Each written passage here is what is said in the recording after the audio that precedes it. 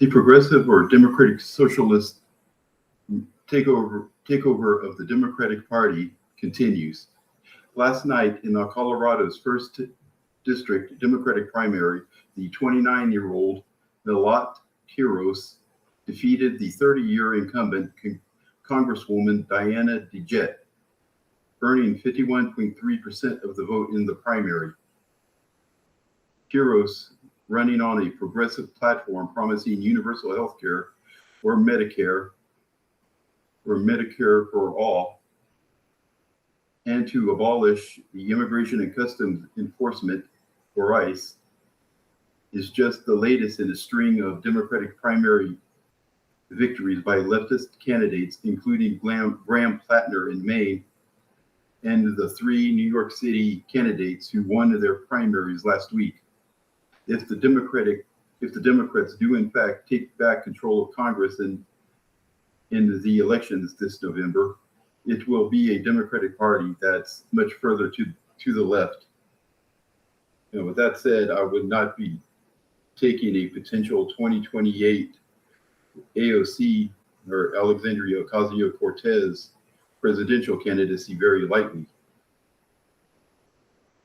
Regarding the 2028 presidential election, yesterday, during an appearance on Piers Morgan's Uncensored, former MAGA Republican Congresswoman Marjorie Taylor Greene announced or revealed that she was in talks about potentially launching an America-focused third party, which could potentially shake things up and make things very interesting on the right in 2028, as well as for a post-Trump GOP. Historically, in the United States, third-party candidates have been mainly spoilers. The most notable among third-party candidacies were in 1912, when former President Theodore Roosevelt sought a third term in office under the Progressive or Bull Moose Party banner. Roosevelt didn't win in 1912, but he did manage to steal enough votes from his successor, incumbent Republican President William Howard Taft. Other notable third-party runs were in 1968 when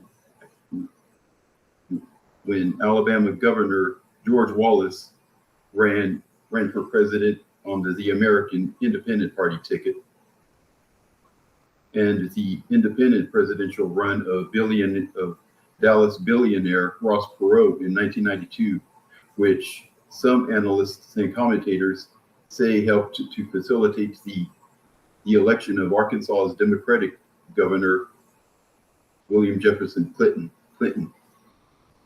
defeating the incumbent Republican President George H.W. Bush. It is unlikely that a Marjorie Taylor Greene third-party presidential candidacy in 2028 would be successful in winning the White House. However, she would most likely could most likely end up splitting the right-wing MAGA vote, hurting a J.D. Vance or Marco Rubio candidacy, and potentially help elect a progressive Democratic candidate.